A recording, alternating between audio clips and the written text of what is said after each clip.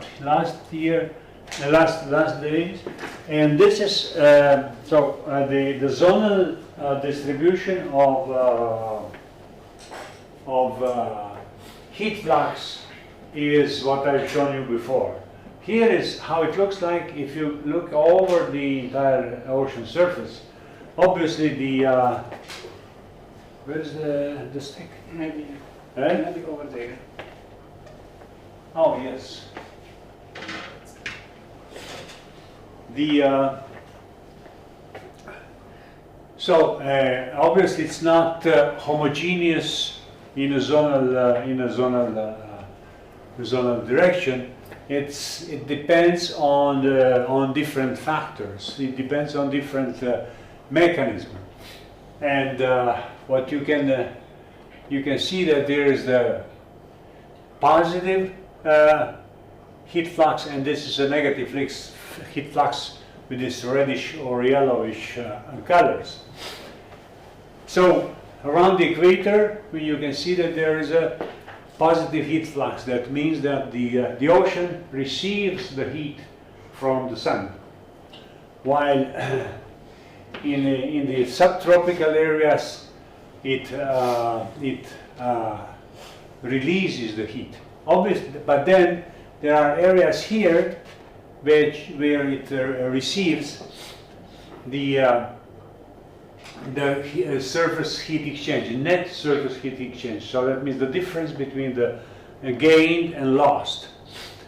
There are these asymmetries between east and west, which are due to the circulation, because this is not the heat flux is not only the function of the insolation, it's the function also of the transport. And the transport really is something which redistributes, as I told you last time, the heat over the ocean. And so what you can see is, for example, that there is a heat loss in this part here, and in this part here. So along the western coast of the ocean, there is a heat loss. There is a heat loss, while on the other side there is a heat gain. You can see. And why this asymmetry has appeared? This asymmetry is appearing because of the circulation. So the circulation is the mechanism which redistributes this heat over the ocean, and then causes this asymmetry. So we will see later that that this asymmetry on the western coast of the ocean is due to the western currents. Western currents are the currents which starts from the equator more or less and goes northward or poleward and takes the heat from the equatorial areas toward the polar areas, and this appears all over the.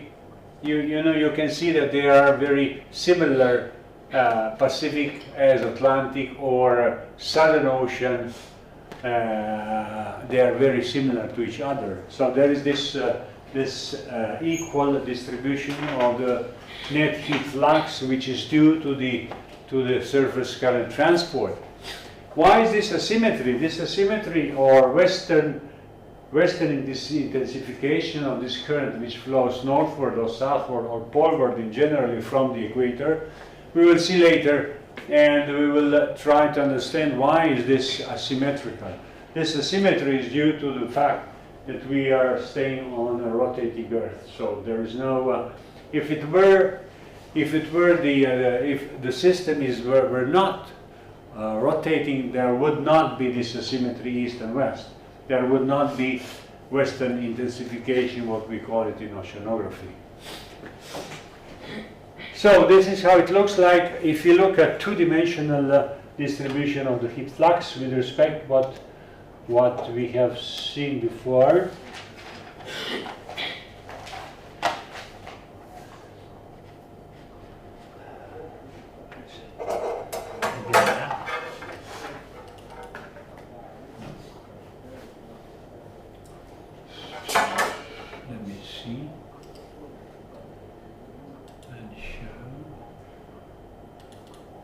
You see, this is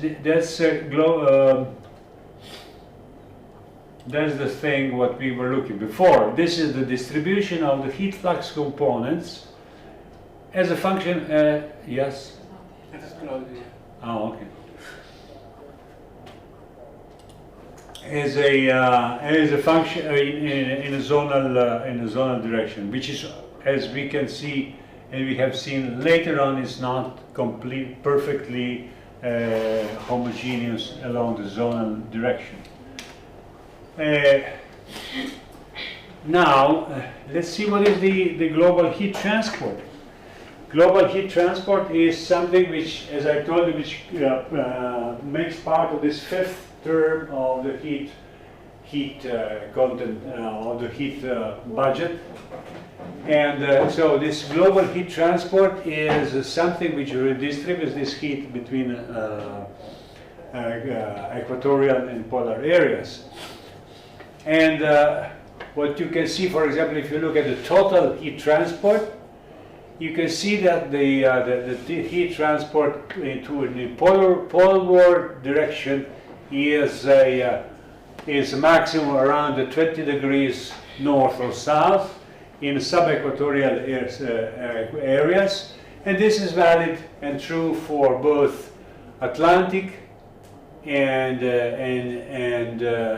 Pacific. And Indian Ocean is slightly different because the Indian Ocean is only in the southern part of in the southern hemisphere. So this is how it looks like. So we have a maximum heat transport around 20 degrees north or 20 degrees south toward the poles, and the heat transport by currents is more or less zero around the equator and around the polar areas. So this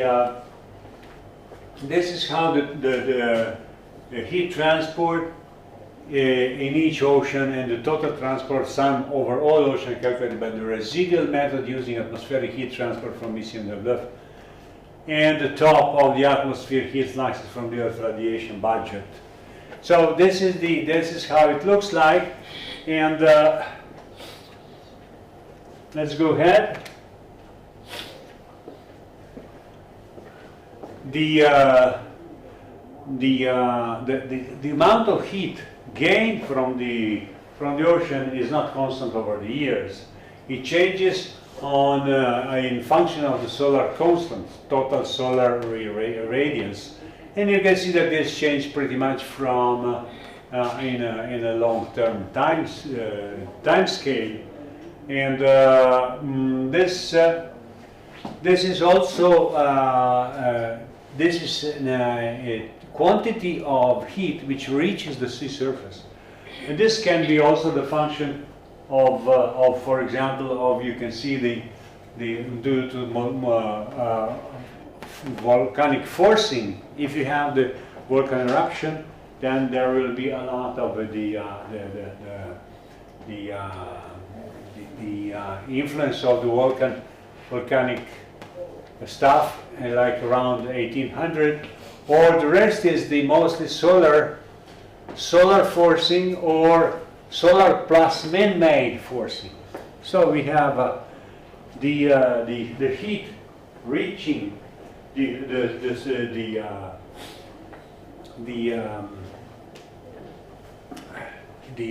sea surface is a function of on one hand on the solar total irradiance on one hand. On the other hand, it depends on the influence of the volcanic forcing and also on the man-made forcing, because man-made forcing is producing the material which then can block the amount of solar energy reaching the sea surface or reaching the ocean. Let's see what this. Okay, now let's talk about the temperature and salinity and density, which are the state variables of the ocean, where we know that also from the general physics that the temperature is the measure of the heat content. Salinity, on the other hand, for in oceanography, is the measure of the freshwater content in the ocean. And the density in the ocean is the function of temperature and salinity. Okay? So let's have a few words about these three variables, which are essential. You will see later, which are essentially determining the circulation of the ocean. So on one hand, the circulation in the ocean is responsible for the redistribution of the temperature and heat in the ocean, and on the other hand, the circulation is redistributing the heat and temperature in the ocean. So the physical processes that depend on temperature. The unit of temperature is, as you all know, Kelvin. The measurement of temperature using an absolute scale is difficult. It is made by national standard laboratories. The absolute measurements is used to define a practical temperature scale based on the temperature of a few fixed points and interpolating devices which are calibrated at these fixed points. So this is how do we calibrate the measurements. We define the potential temperature. Potential temperature is the temperature of a parcel of water at the sea surface after it has been raised adiabatically from the depth where it used to stay. So that means that we are eliminating the influence of the pressure of the temperature, because we know that the higher is the pressure, the higher is the temperature. But in order to have the comparable temperatures for all the levels, all the layers, we are using the potential temperature, where we eliminate the influence of the pressure. The measurements of temperature are done with instruments that have an accuracy of millidegrees, so 10 to the minus 3 degrees. This is, as I told you before, this is in function of the variability of temperature in the ocean, because the temperature in the ocean, at least at the open part of the ocean, varies at 10 to the minus 2. In order to resolve these variability, we have to have an accuracy of millidegree. Okay? And so let's go to salinity. Salinity is was originally defined as the total amount of dissolved material in 1 kilogram of seawater when all the carbonate has been converted to oxide, the bromine and iodine are replaced by chlorine, and all organic matter completely oxidized. Because in salinity we don't want to have the organic matter. Organic matter doesn't make part of the salinity, and so the salinity is only bromine and iodine which are replaced by chlorine, and this is the definition of salinity. However, it was found that the salinity is directly proportional to the chlorine of seawater. So we can use a very simple relationship to obtain the salinity by measuring the chlorine. And this thing here has two constants, and so we practically can measure the chlorine, and we obtain the salinity, which is very, very practical way of doing it. Yes? Why would you measure chlorine and then that becomes salinity? Because the chlorine you can measure, for example, at all times. It was possible to measure by chemical methods the chlorine, by titration. So they were used to do the titration, determine the chlorine, and then by this simple formula they get the salinity. Okay. But there could be other factors also influencing the salinity. So if you measure only chlorine, are you not No, it's simply you see this is important. The bromine and the iodine, which are the main components of ions in the seawater, are replaced by chlorine, and chlorine is then determined by the titration in the old times. But the new approach is that the salinity based on conductivity, because conductivity depends on the concentration of ions in the ocean, in the seawater, and so we can measure the conductivity and obtain the salinity. So instead of applying the chemical methods, we apply these conductivity measurements and measure the salinity. This is much more practical way of doing it, because you simply put your instruments into the sea and continuously measure the conductivity, and then from there you calculate or you obtain the salinity. In the history of oceanography, what they should have done is that they pick up the sample of the seawater, take the seawater at the surface, take it to the laboratory, do the analysis of titration, chemical analysis, which takes some time, and then obtain the salinity. So there is a discontinuous measurements of the discrete measurements of salinity. It used to be.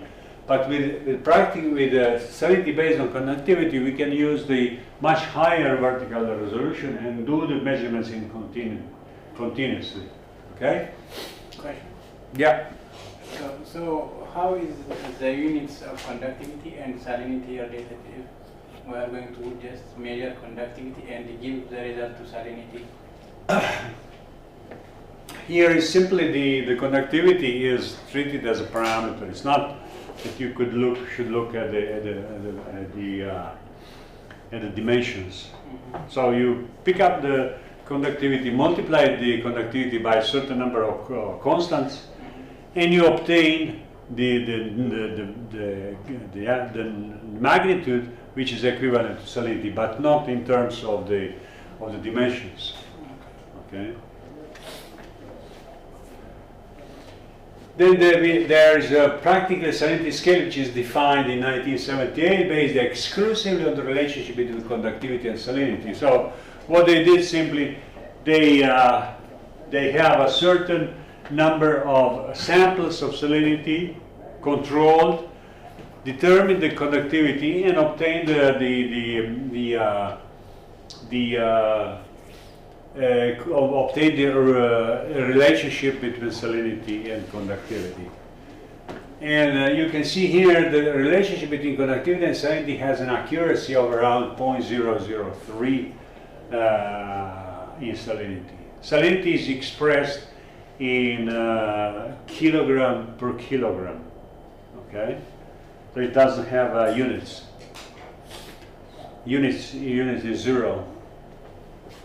So this is salinity. For just to have an idea, the salinity of the world ocean is around 37 kilograms per meter cubic. While, for example, the maximum salinity is in a Dead Sea, it's around 400. So it's 10 on one order of magnitude larger. But this we will talk later on, just to have an idea. And now we are coming at the density.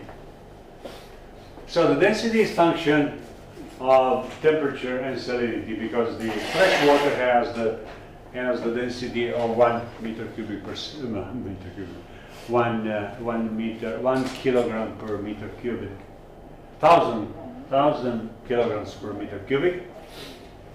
And so the fresh water, the seawater has a density larger than the fresh water, obviously, due to the presence of salt and the temperature different than 4 degrees, where the fresh water has the 1,000 kilogram per meter cubic density. And absolute density can only be measured in special laboratories with an accuracy of 4 parts per million. In oceanography, we work with density relative to density of pure water. So we have the numbers like 1,027. So we don't keep up all these. This is a typical 1,027 kilogram per meter cubic. Here is the density of seawater. But in oceanography, we use only last 2 digits for density. So when you see on the graphs, when you see 27.9, so that means that this is a density of 1,027.9 kilogram per meter cubic. So the last 2 digits we call in oceanography the density anomaly. Okay? And potential density is obtained from the equation of state using the potential temperature. So instead of using the in situ temperature, we use the potential temperature. The temperature, as I told you before, is the temperature which has the parcel which has been brought from a certain depth to the surface in adiabatic conditions. Potential density is not useful for comparison of water masses at greater depth of several kilometers, since the relationship between temperature, salinity, and density is not linear. There is no linear relationship between these 3 parameters. As a result, 2 water samples having the same density but different temperature, salinity at a depth of 4 kilometers can have noticeable different potential density, because for the small changes of temperature, and temperature, we know that the temperature is a function of atmospheric pressure, there will be a large differences in density due to the very high pressure in 4,000 meters, for example. So to compare the samples from greater depth, it is better to bring both samples to nearby depth instead of the surface.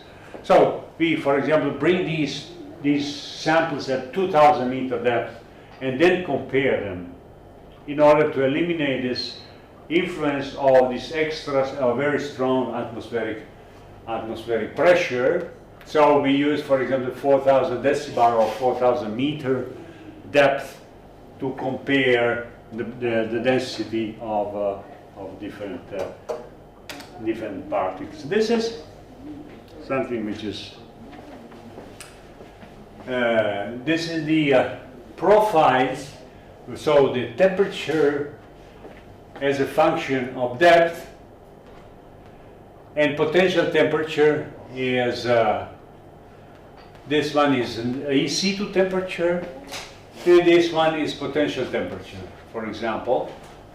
And what you can see from here, you can see that that there is a general decrease of temperature starting from 1,000 meters. We just started from 1,000 meters up to a certain depth, up to 4,000 meters. But then what happens? It happened that the temperature, in situ temperature, becomes to rise. If the temperature, in situ temperature rises, that means that the water column is unstable, because the higher is the temperature, the lower is the density. But this cannot really be the case, because the way the water is always in the stable equilibrium.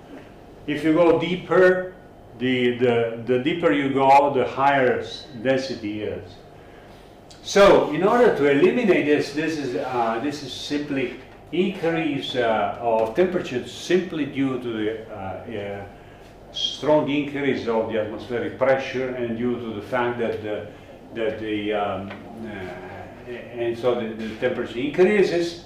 We introduce this potential temperature, and this potential temperature takes care of this fact of the increase of the in situ temperature, and brings this practically to the constant or slight decrease of this potential temperature. Yeah. Since it's in situ measurement, that means it is directly measured as it's going down. So why are we correcting it? If you put at a certain depth, if you put your thermometer, this thermometer, due to the high pressure, and the seawater is also subject to strong pressure, its temperature is higher than it really is, and so due to this fact, there is a temperature increase. The temperature really starts to increase due to this higher pressure. Okay, and since the temperature increases due to this higher pressure, you apparently get the unstable conditions in the seawater, because the higher is the temperature, the lower is the density. So you have the apparently unstable conditions at a certain depth. In order to avoid these apparently unstable conditions, you introduce the potential temperature. Okay.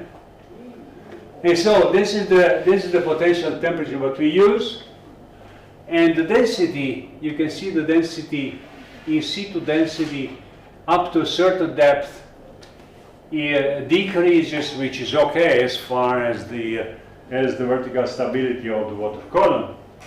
But if we go to higher depth, the in situ density start to decrease. This fact has to be eliminated by using the potential temperature, and this is the potential density. You can see that introducing the potential density, we eliminate the instability, apparent instability in the water column due to the strong influence of the atmospheric pressure. Okay?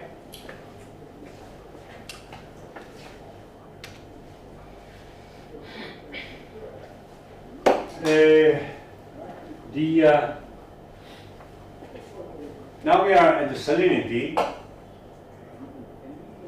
The salinity is, on one hand, we have the heat balance. On the other hand, we have a freshwater balance. We have seen that heat balance depends on the 5 components. Salinity, freshwater balance depends only on 3 factors. Here are only 2, but I will tell you the third one. One is evaporation, so the way the ocean loses the heat, and the other one is precipitation. The ocean gains the heat via rainfall. And the difference between the two gives you the freshwater budget. There is a third component in this freshwater budget, is the river in the inflow.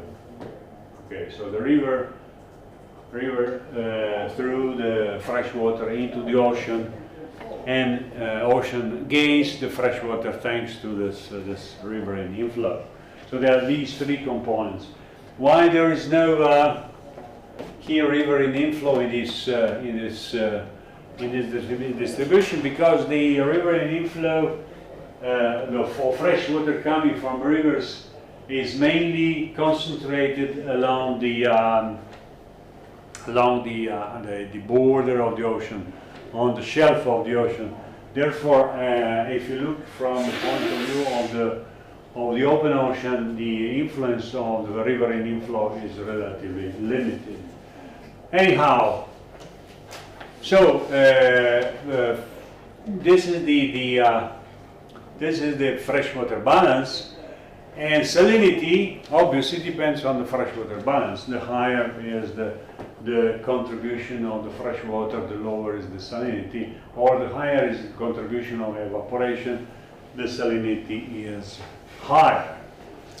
And so if you compare this evaporation minus precipitation curve, which is this thing here, continuous line from south to north, as a zonal average, again as a heat, as we have seen for the heat, you can see that there is this low to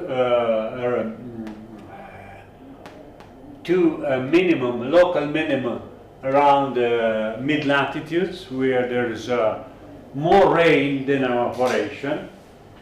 We have strong evaporation or evaporation minus precipitation, evaporation larger than precipitation around the 30 degrees north and 30 degrees south. We have a local and the largest minimum evaporation minus precipitation around the equator, that means that the precipitation is larger than evaporation. And so this is how this curve looks like. If you look at the sea surface salinity, which is this dashed line, you can see how this sea surface salinity rather well follows the difference between evaporation and precipitation. Obviously, this is something what we can. That's mine. I've forgotten to close it. Sorry. So you can see there how how is the salinity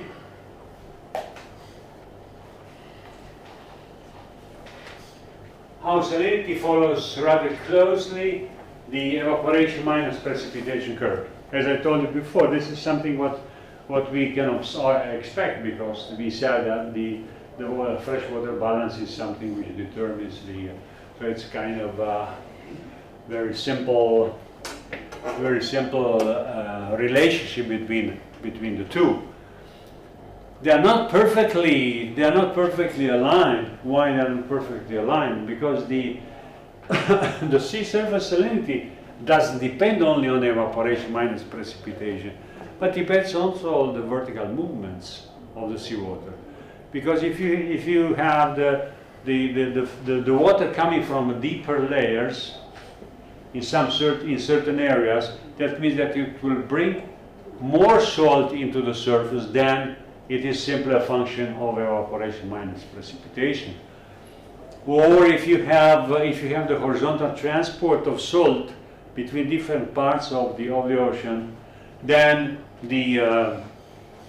obviously these two will not follow each other.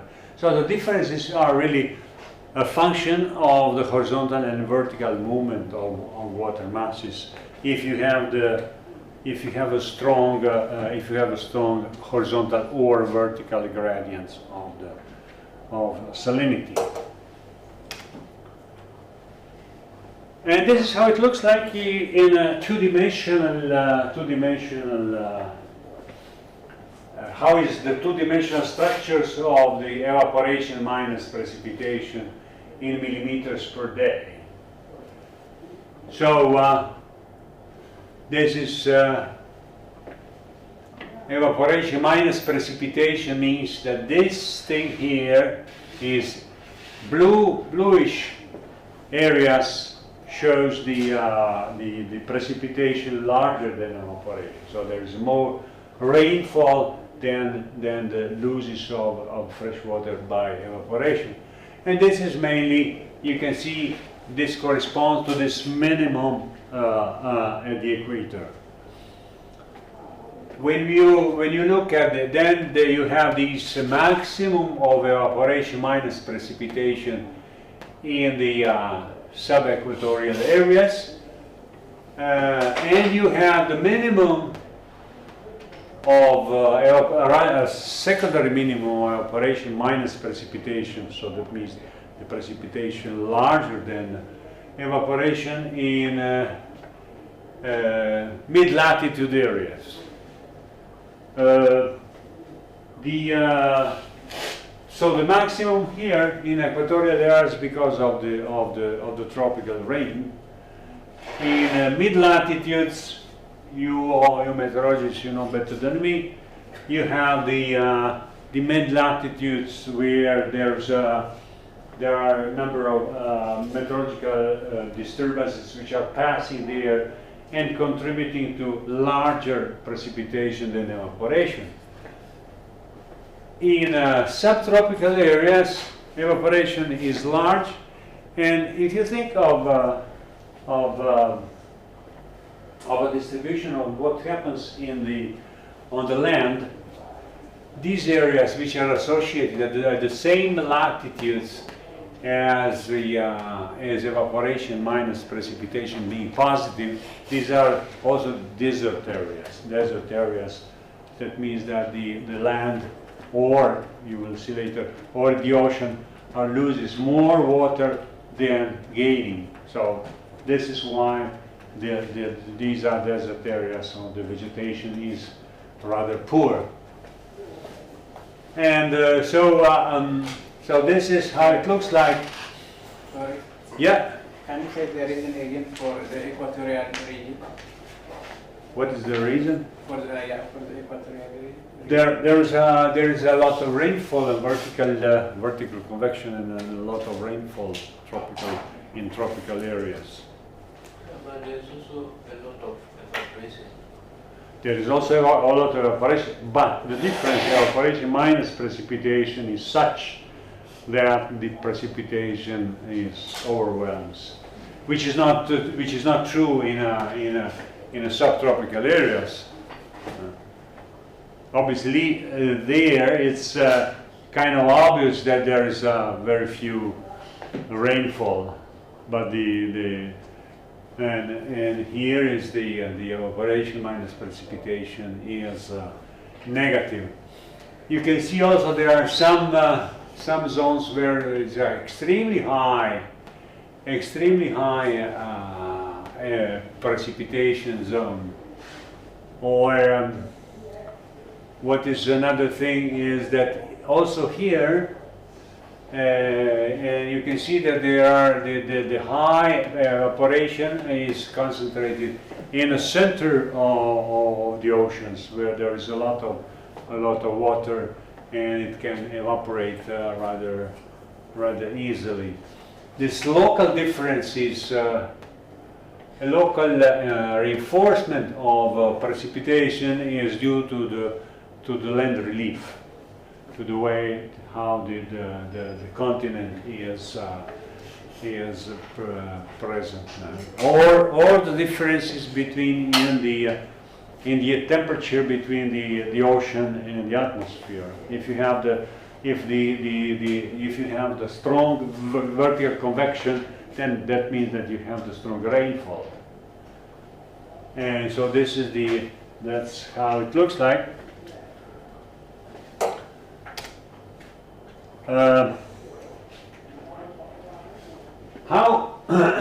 So we have been always talking now about the horizontal distribution of the sea surface temperature or sea surface salinity, but how these sea surface temperature, or how the temperature is vertically distributed in the ocean, how this vertical distribution looks like, because the ocean absorbs the heat, absorbs infrared radiation from the sun, but absorbs in a very thin surface layer. So that means that the distribution of the heat in the ocean is associated to the radiation by sun, and this is the only source of the heat for the atmosphere, would be that the sea surface will be warmer than the rest of the ocean. Okay?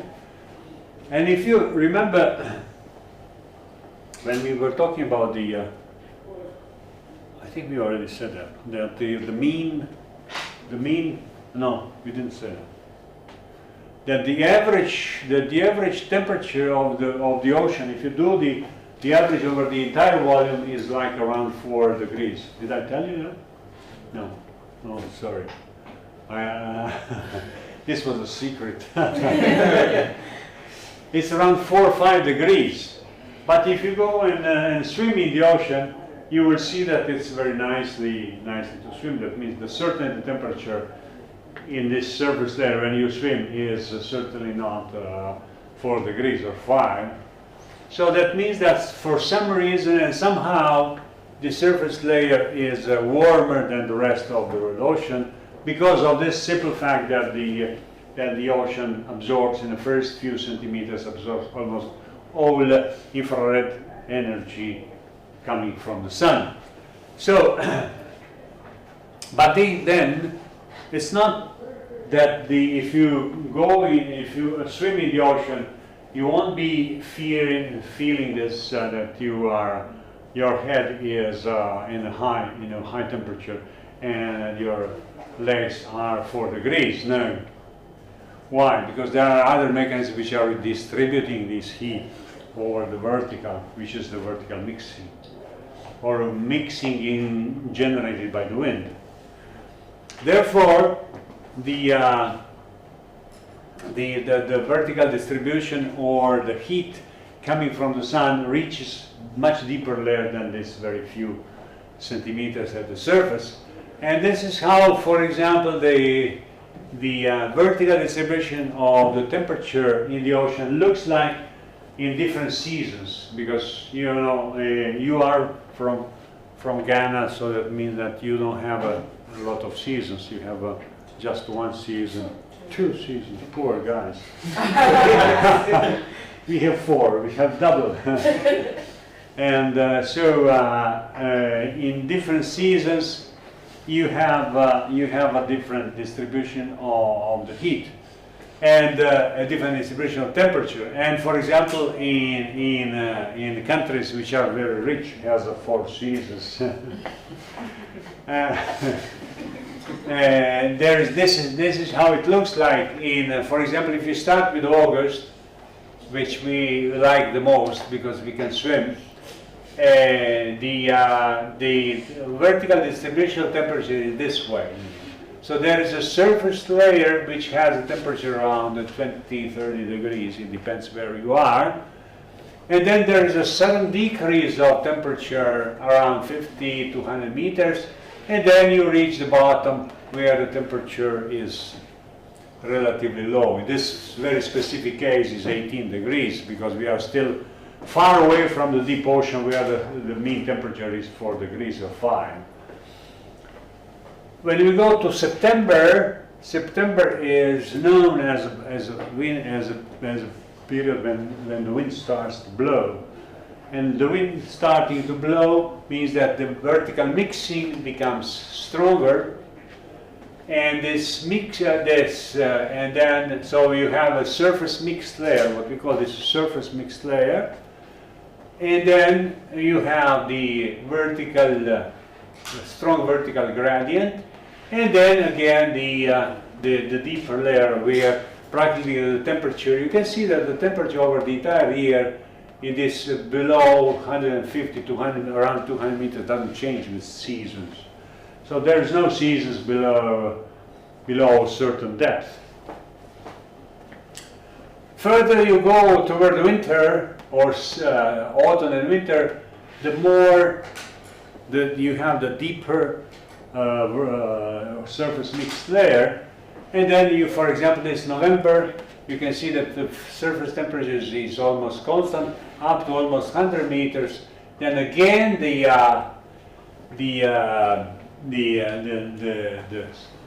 layer of the strong vertical gradients. And so further you go toward winter, the vertical curve, the curve of the vertical distribution of temperature becomes vertical. So the vertical mixing reaches deeper and deeper layers. And so in April, for example, you can see that there's the temperature is almost constant with depth. This kind of as I told you before, this kind of seasonal variability doesn't affect the deeper layers, but it's felt around the first 150, 200 meters up to 200 meters, not more than that. So we have a surface mixed layer which is influenced by the wind, which reaches around 100 meters. We have then this layer of a large vertical gradient of temperature, which is also called thermocline. Thermocline is the layer of large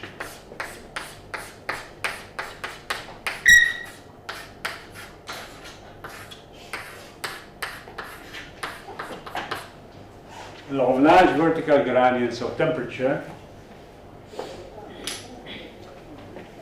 And then we have the deep layer where the influence of the wind doesn't where the wind doesn't reach.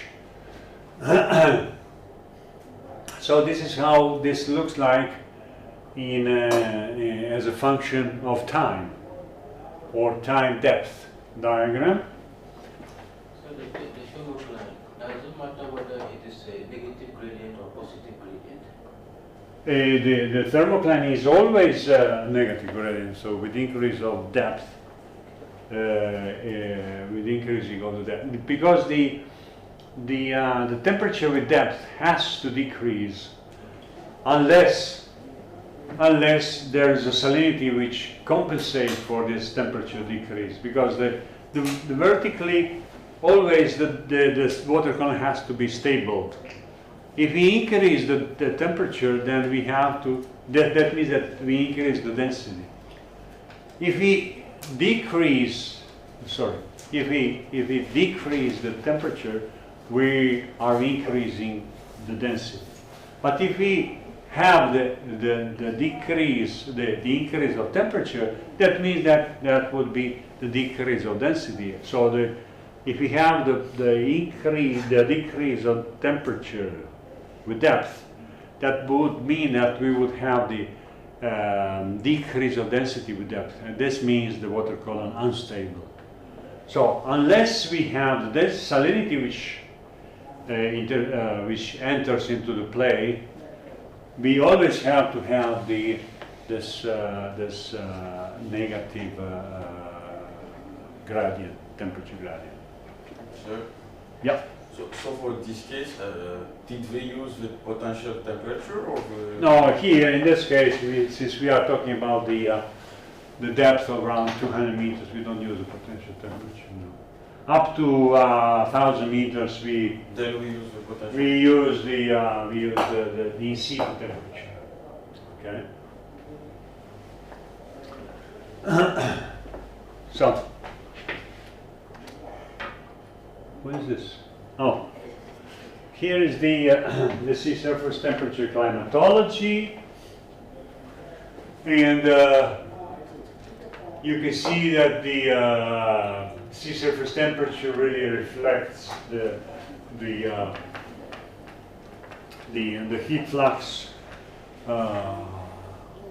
heat flux, distribution, and then more or less the isotherms, the lines of equal temperature, are more or less in the zonal direction. There are some departures from this zonal direction, which, for example, are here, along the coast of Africa, along the coast of South America. There are here some departures from the zonal. Also here you can see that it's not perfectly zonal. Why is this so? This is because of the horizontal circulation. Because of the vertical circulation, because along the coast of South America, along the coast of Africa, we will talk about this later, there is upwelling. Upwelling means the vertical motions of the water column. So that means that we are bringing cold waters into the surface. Bringing cold waters into the surface means that the surface is colder here than here. Here we have upwelling, and the colder water is here, and here there is no upwelling. Then the distribution of temperature follows the heat flux characteristics. Okay, so that's for example how this SST climatology looks for January. If you look at the same thing for July, the situation is more or less the same, except the fact that isotherms move north-south, because the July is the winter in the southern hemisphere and and summer in the northern hemisphere. And so we have the movement of these isotherms north-south in a function where we are the summer or where we have the winter. What else? That's it. Again, the features are very similar for summer and winter, with these large areas of the lower temperature, for example, along the eastern coast of the ocean. The same thing is true here in the northern hemisphere, and this you will see later how we can explain these features in terms of the horizontal and vertical circulation. Okay. Otherwise, if there were no vertical circulation or horizontal circulation, the isotherms will be perfectly zonal and parallel to each other. So the previous graph was winter and there was upwelling, right? Yes. And then this one is summer and there's still upwelling. Yes. I think it should change. Well, if you have if you think of summer has a higher temperature at the surface. So that means that there is a higher differences in temperature between the surface layer and deeper layers. Therefore, if you bring into the surface waters from deeper layers, that means that you're bringing water which is relatively colder than the one which is already present. So the signal associated to this upwelling is stronger in one season with respect to another season, simply as a function of a difference in temperature between surface and deeper layers. If there were no differences between surface and deeper layers, there would not be any sign of upwelling in the surface. Okay. Let's see. All these are data based on satellite images. What is this? Ah, okay. So this is something which is can be of interesting as an interpretation, which is the sea surface temperature anomaly for January 2005 relative to mean temperature. And you can see that this temperature obviously changes pretty much between different or for the specific years with respect to the average values. So it can go from -3 up to plus 3.5 or so. So when we are talking about the average temperature, we have to consider that there are pretty large departures from this average picture. And this average picture, these departures are a function of a specific characteristic of the circulation in a specific year or in this specific period when we are doing these calculations. Here, let's see. This is the annual range of temperature in degrees Celsius calculated from some data set. So that means the difference between maximum and minimum temperature in the ocean.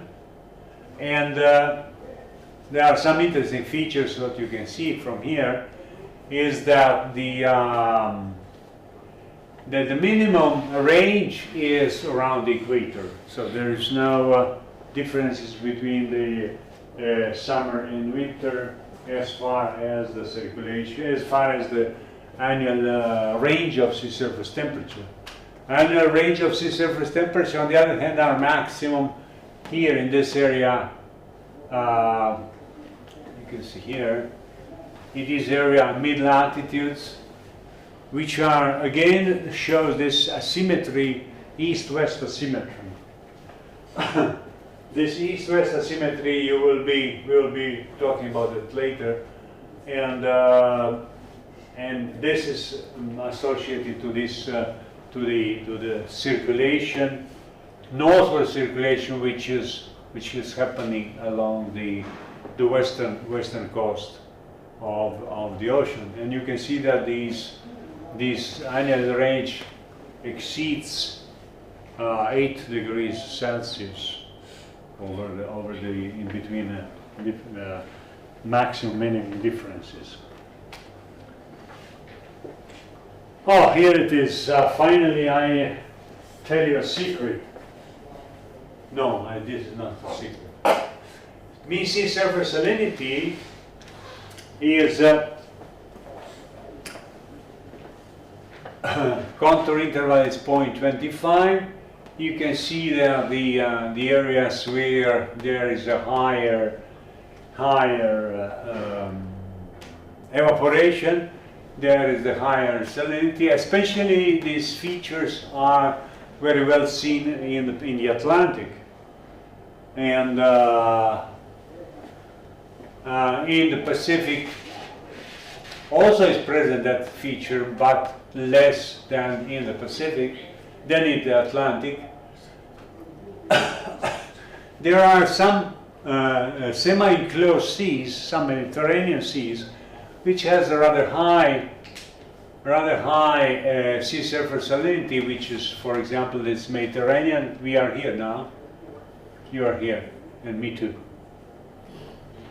And so this is they have a very strong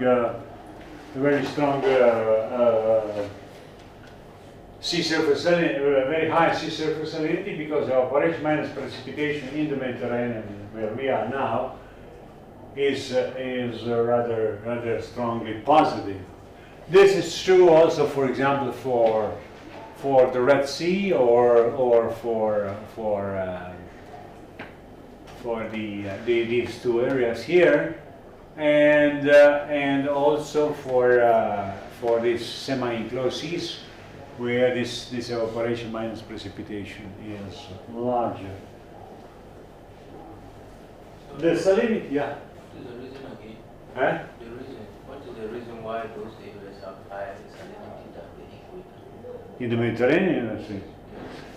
Yeah, because it is semi-closed, so the exchange with the adjacent ocean is relatively limited. I will show you later. Mediterranean is like a few thousand meters deep in average, but the connection with the Atlantic is only 400 meters deep, and like around 30 kilometers large, Gibraltar Strait. So the exchange with the Atlantic doesn't allow the Mediterranean, the fresh water coming into the Mediterranean, to balance for this loss of fresh water by evaporation being larger than precipitation. And the same is true for the Red Sea. Okay, so here it is. This is the secret. The mean temperature of the ocean water is 3.5, and the mean salinity is 37.5. The distribution about the mean is small, so 50% of the water is in the range of 1.3 to 3.8. So practically 50% of the ocean water, of the volume of the entire volume of the ocean water, has this temperature in this range here. Very, very low temperature.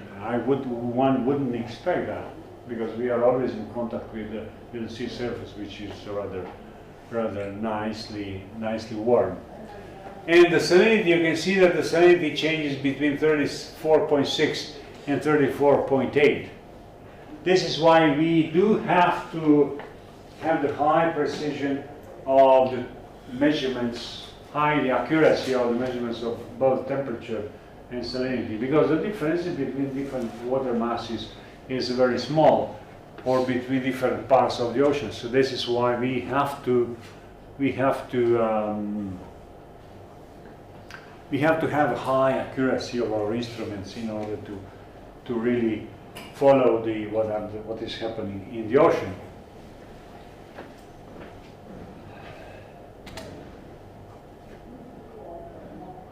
Let's see if you do the transect across the ocean and see what is the distribution of the density. For example, this is the north-south distribution of density, and what you can see is obviously the sea surface has a lower density than deeper layers, and this obviously density increases with depth. Can you imagine this as we cross the ocean? With we do the cross section of the ocean between Greenland and Antarctica, and we can see that in this part here, from here to here, what is the characteristic of the ocean is that in the first layer we have this high vertical density gradient. This is the pycnocline. The pycnocline is the layer of the high vertical density gradient, which is associated to the thermocline.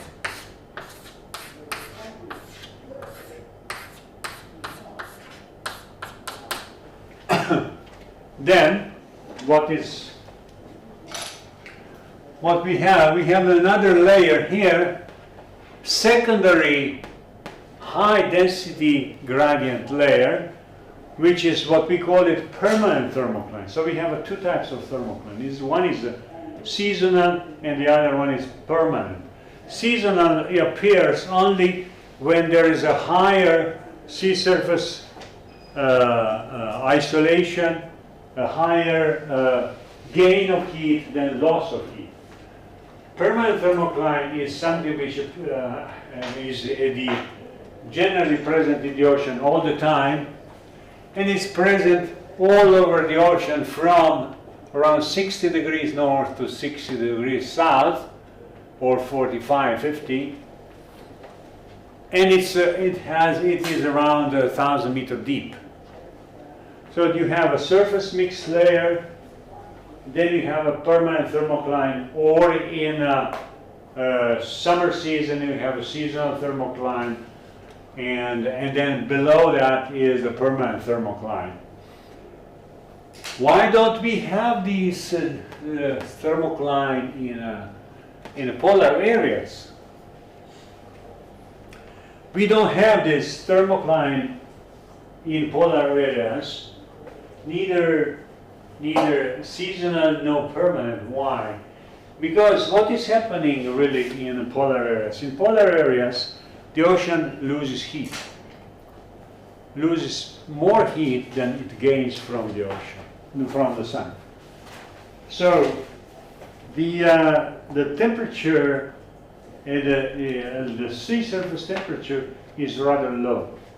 What that means? That means that the sea surface cools down, and by cooling down, what is happening? There is an increase of density of the sea surface water. And then, due to this fact, the increase of density of this sea surface water causes it sinking down, so mixing, vertical mixing. And this vertical mixing means that the permanent thermocline or seasonal thermocline is destroyed by this vertical mixing. Therefore, in polar areas, we do not have the permanent or seasonal thermocline is absent. And this is very important process, this vertical mixing in polar areas. You will see later how important is this process for various reasons, for the circulation of the world ocean, for the ventilation of the world ocean, because this Surface water brings the oxygen into the deeper layers because the oxygen in the atmosphere and sea surface water is rich in oxygen. And then this water then, which when sinks down, brings the oxygen into the surface layer. It's like windows for the world ocean. Because in deeper layers, the oxygen is consumed by bacterial activity. And if there were no vertical mixing, there would not be this ventilation. So the ocean would after a very short time, it would remain without oxygen, deeper layers. So this is that's a very, very important process, and we'll be talking a lot about it later. Let's see how we can use this information of the vertical distribution of temperature from a simple example here in the Adriatic, and how do we interpret this vertical distribution of temperature in different seasons for this transect here. We are here, and this is transect here. It goes from the coast toward the open sea, and this is in different seasons. This is the spring, summer, autumn, and winter. So what do we see as far as differences between these four transects are concerned? First of all, obviously, the surface there is warmer in these two seasons than in the rest. One thing. But the other thing, what is important is that again, you have to look to see that we exaggerate the vertical scale with respect to the horizontal scale, because here we have 100 kilometers and we have 50 meters. So take into consideration always this fact that our graphs are with a strong exaggeration of the horizontal or the vertical scale with respect to the horizontal. Okay, so let's see here. Springtime, the isotherms are more or less horizontal, but there is no clear isotherm present there. Thermocline present there. Why is not present? Because there is no enough positive heat balance in that very season. When we go to summer season, then the sea surface layer becomes rather warm. It goes up to 25 degrees. And then we have this the formation of the thermocline. Here in this specific case, we have at the 30-meter depth, we have the formation of thermocline. And then below, there is no, more or less, very weak changes of the temperature in deeper layers below the thermocline. There is a surface mixed layer, which then becomes, in autumn, becomes deeper. As deeper becomes out of the thermocline. Here is more or less to 25 meters, and here is to 40 meters. Because of the wind action which mixes the surface layer. And finally, what's happening in winter? In winter, with this exaggeration, you have to take into consideration, the isotherms are vertical.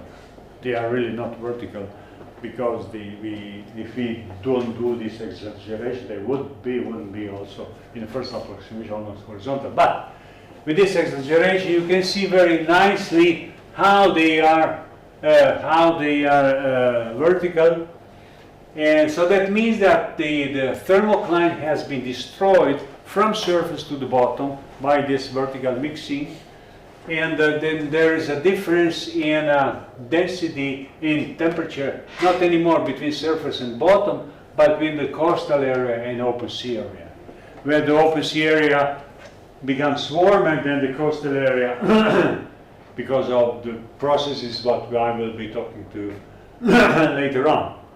This is the temperature, So you can see here the evolution of the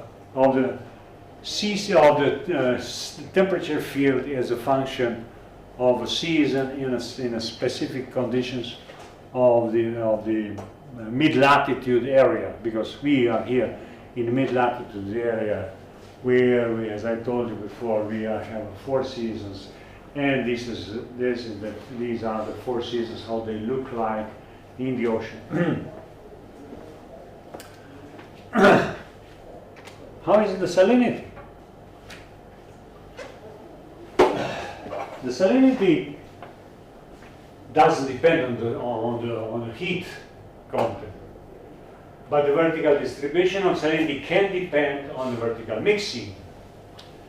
Salinity depends, as we have told, as we mentioned before, salinity depends on the freshwater budget. So if we have some place the freshwater discharge, then we would have a certain influence of the horizontal and vertical distribution of salinity.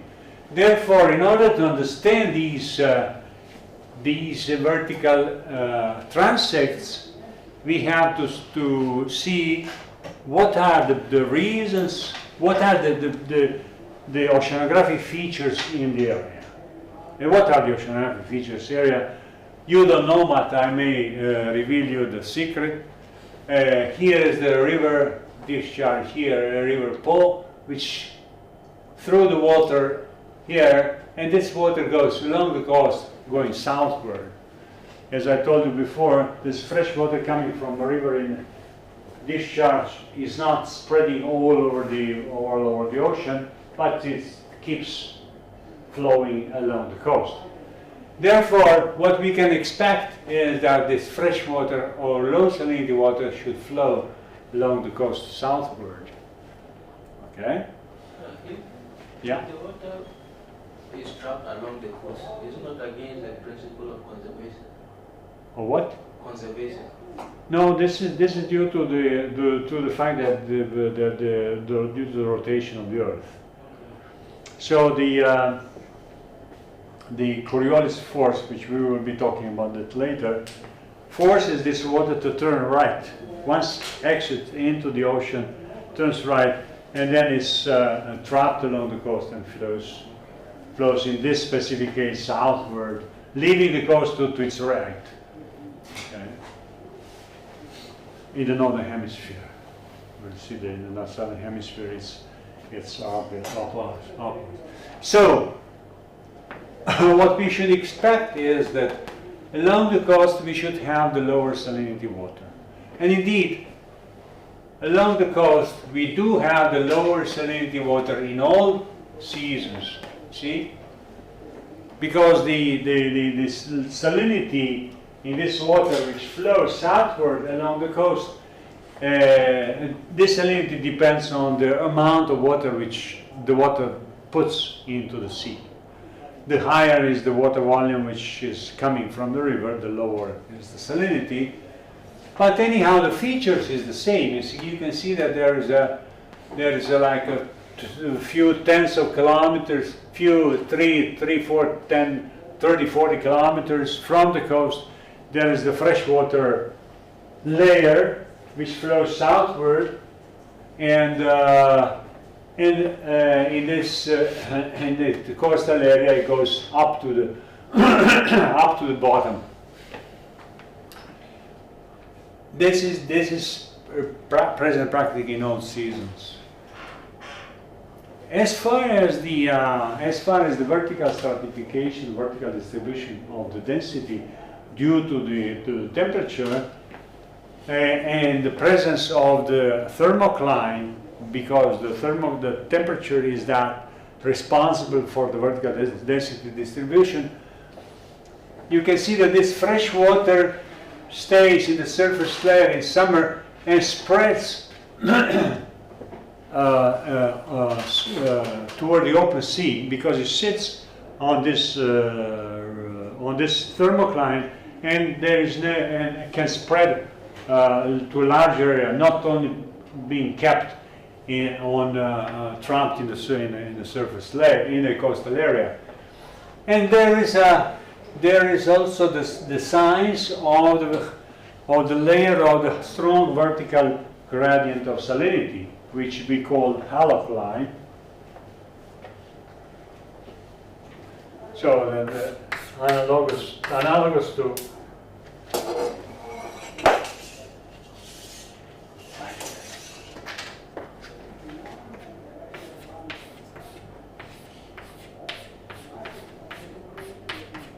this is halocline. There are signs of halocline whose depth more or less coincides with the depth of thermocline.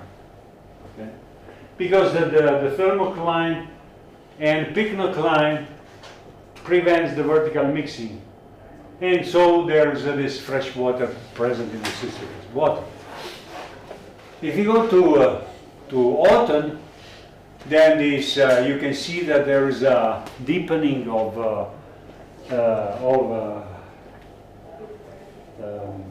isohaline, the lines of equal salinity, and finally when we get to winter, everything is vertically mixed, and due to this influence of the wind, and the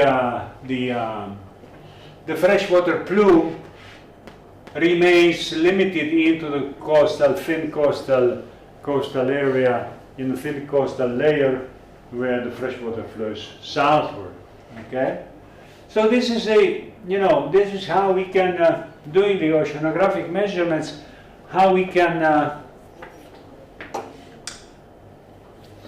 interpret and understand what is going on in the ocean, and interpret the oceanography and the physics of the ocean by doing the measurements, understanding, but you have to have before the understanding what is really going on in this ocean. I mean, some pre-knowledge you have to have. You cannot interpret these features without knowing that there is a river northward of that. Otherwise, you will be very much confused. How come this fresh water comes from? Where is this comes from? But since you know that this is that there is a river northward, you know some base knowledge. You have some base knowledge on the oceanography that the fresh water is trapped along the coast, flows south, leaving the coast to the right. Then you can interpret these figures. But without any knowledge, or zero knowledge, you cannot really understand what's going on. So these are the other. I won't go into details, because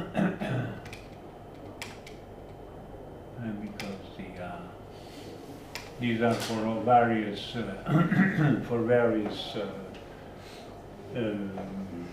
various transects. What I already show you. I think at that point it would be good to stop,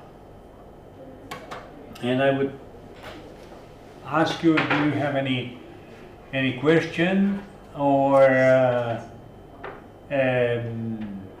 do you have any comments on how the things are proceeding? You can be also very critical. If you are critical, I will be very, very sad with you. No, really, tell me if you have any comment. Do you want?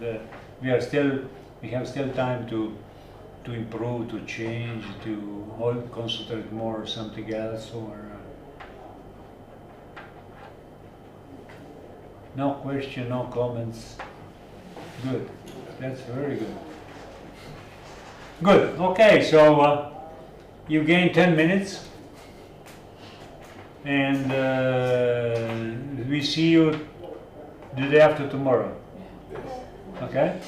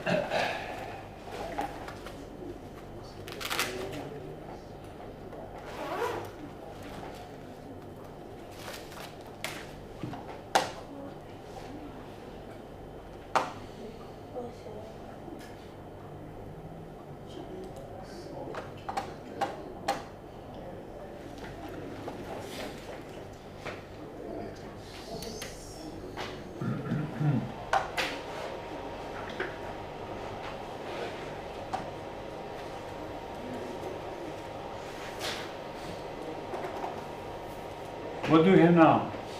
Nothing. We have a class at 11. Huh? At 11? What? Atmospheric dynamics. Yes. But did you have the methodology before? Within this diploma course? Yeah, we've had some courses with Duncan. Dynamic of meteorology or not? Yeah, physics of the atmosphere and thermodynamics. Oh, okay. Yes. But you didn't have the dynamical oceanography, meteorology, no? No. Okay. No, I just want to know because some the fluid dynamics features are common obviously. So, but in the meteorology course at your house, in your university, what did you have? Do you have dynamic meteorology? We had introduction to meteorology, oceanography, atmospheric dynamics, atmospheric chemistry, atmospheric physics, statistical meteorology, biometeorology. Why are you here? Why are you here? Come on. That was Let's go walking. Atmospheric ocean climate process. yeah, climate change and processes. Climatology. Yeah. Yes. I don't know what to do. Good.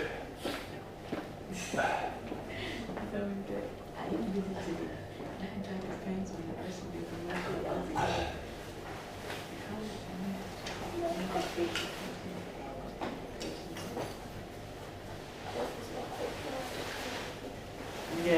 Okay. What? I mean,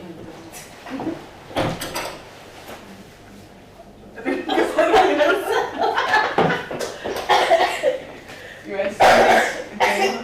Okay, so see you around. Okay, thank you. Ciao.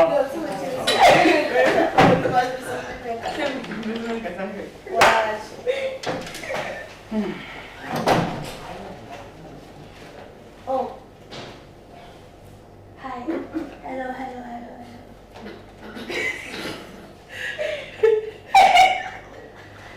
What is looking at? My phone. I've never seen a Rasta man for the hospital before. That means weed is good. Sure, I don't see that. So I come to question. Well, the question I got to question to write that. That's not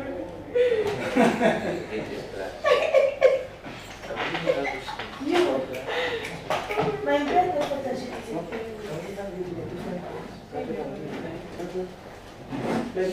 Don't tell. Sorry.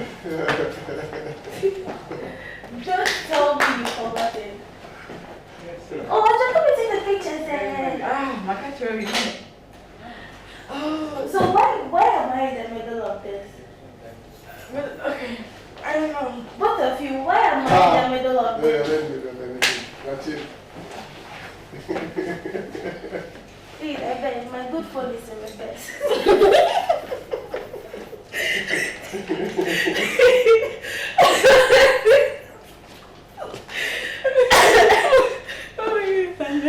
Don't do me like that.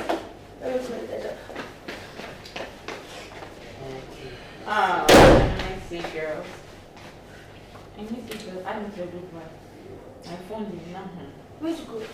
I'm talking about my funny You phone. logged out of all your... I didn't know that. I left my account. I told you. Yeah, I mean, the girl has made you log out of all Oh your... my So funny. did you blast? I didn't even do it. Like I was so bored. Like I didn't do it. Please. But I'll do it later. I don't know. Oh, later the energy would have gone down.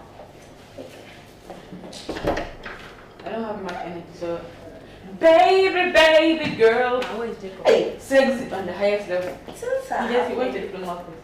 Hey, he had nowadays, you're You don't have showing care. levels. To know him deeper. What? No French in this So, class. No French in this class. Oui, ça va. Il faut que tu parles français aussi au début. Si non parle français. Je ne parle pas français. Oh, how do you say so? Dans la classe. Yeah, dans la classe. So, both of you, how do you say both of you? Avec. When you speak your language with No. We don't speak, we speak English. We See, better speaking here. the We've been speaking problem- good English here. We don't speak our local language. Yes, so Please. no French. Yes. Two, No. Wait, two. We don't want to. Two the power. Pourquoi? Pourquoi? Parce que no one speaks French. Why? Because it's our class. You are foreigner. I got after the picture. You want see? to or not? Let me take my picture.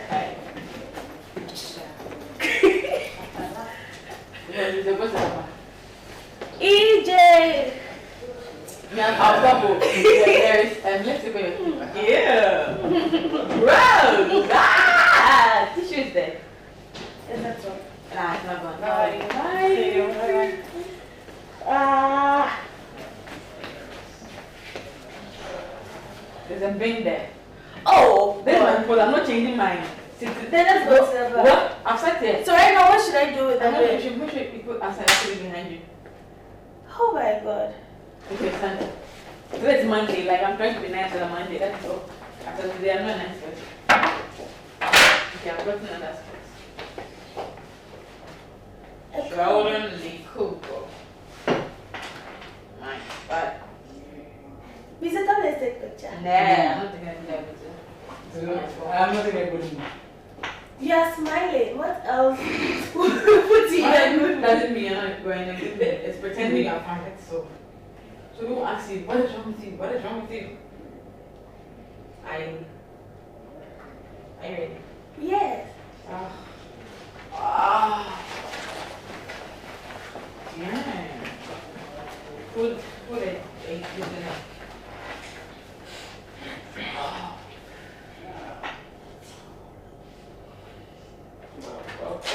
Oh. I want to be. I called my mom, and then I was talking to Pam. I said, Jamie, you didn't make me, you don't check out percentage to do. Like, he just told me that and just left. 3-year-old boy. 2, it's not me. Like, how? You want a video? Yes. Can I do video without music? Like, that guy's not Have me. you started the video? Yep.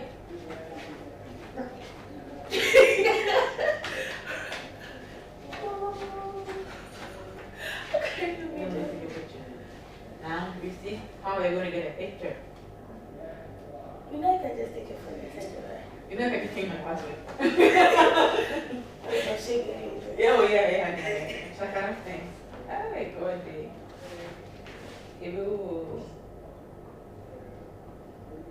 you tell them I'm catching. Yeah, Misa. Recommendation, I get texting. I'm not recommending it. I'm not even doing it. Thank you. And what with my coffee mug?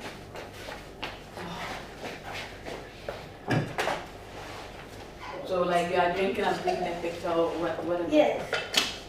This thing doesn't keep anything. I just fancy them. I want the matchstick. Where are you posing? Wait, though. Pose now, posing and pet. Me dey try. Me try. Okay, but then I'm going to try picture. Okay, my name is and also crying effect because it's short in the so you have to come drink at that side. This thing is sugar.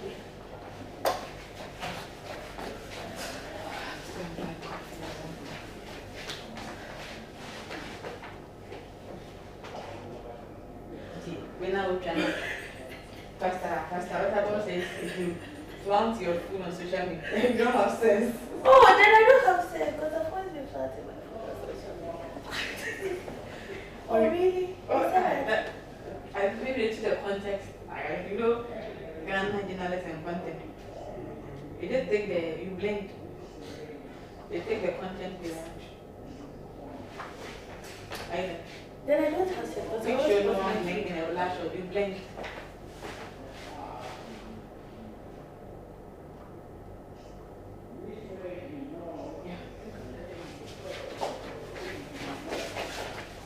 coffee space. Can I see them? I didn't say send them.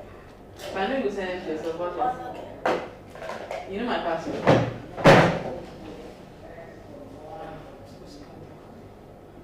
texted me? When did I leave him? My WhatsApp got something. I don't know. So like I got locked out of everything on Friday. So I don't have any group. So I have some gossip for you, girl. That's when I say gossip.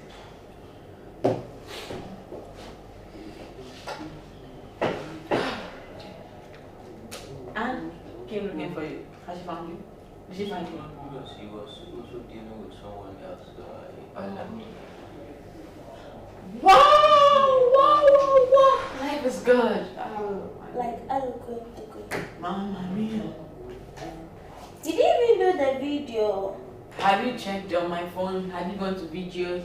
I did video. The last time you sent your phone, all your videos on my phone, I can't wait to delete them. Wait, all my videos? Yes. All of them. Oh my. Yes. Yes, everything is there. I think it was yesterday that I was going through my... How do you... It has been back to my Google Drive. That's on. All my videos? Yes, I have everything. secret videos. Yes, I've seen all of them. Oh my god. So don't worry. I'm just kidding. No, you know there's some what do you call it? Smart shell, something you did last year. Yeah. Yeah, so it's sync. So every video on your phone. That's So if you are doing nude, I'm going to sell them. And just woman, you know that. Please, I don't know you. And so then what videos were you I doing? still have sensitive videos. Oh. Videos of what? Sensitive Ah, videos. yeah. It's cool. I need coffee. No, my god, is I'll try. This is milk. There's coffee. Really or about that? I took it from church yesterday. It's easily had Is that like coffee?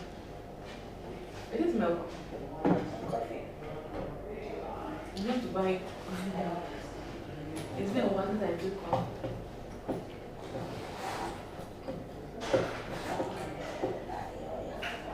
You so like to smile me and more. And the bed and I know you. What? And the bed. And the bed and the bed.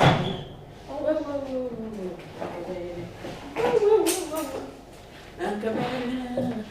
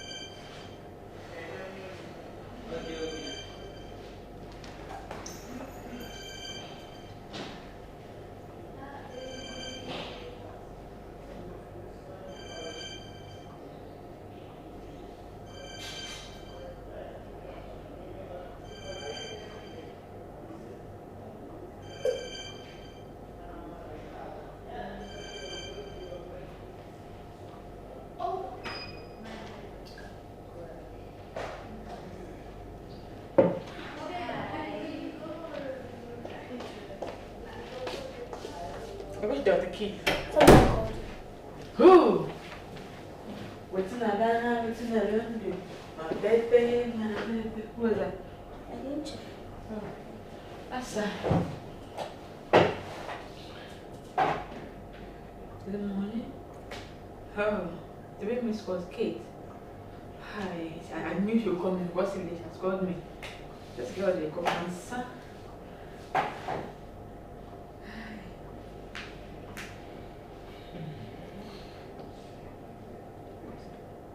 My baby, my baby. Oh, Papa. Hello? Really? What a phone number? They said my phone was, I left my old phone at home. So someone just picked the phone and logged into my WhatsApp again. So they logged me out.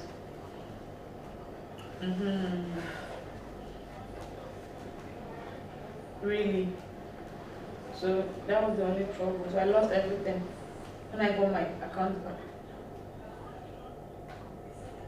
Yeah, shameful.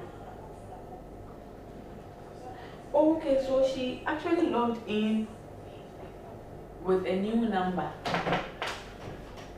Oh, okay. I thought she used my, so then I got logged out of my phone here. I didn't know why. Yeah, I get it. Oh, no, it's not my number. Let me check. Hold on. Really?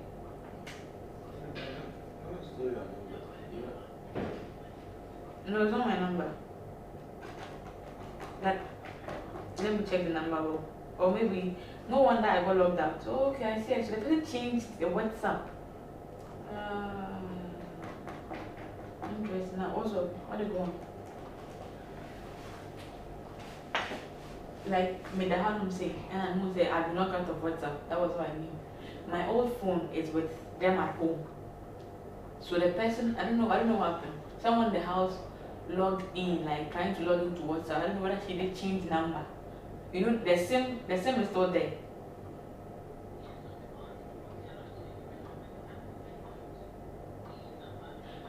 Yes, they sent it to my number, and then she logged in, so I got logged out.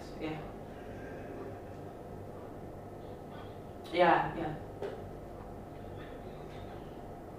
No, I don't know why. I see. What's up? One call you. Okay. Madam. Oh, okay. I still can't know for what you to be. Pray in law for now. Also, one of the new wedding dates. Hey, I'm doing what's up, right? No more posted pictures, auntie. No more posted pictures. No more TNT background.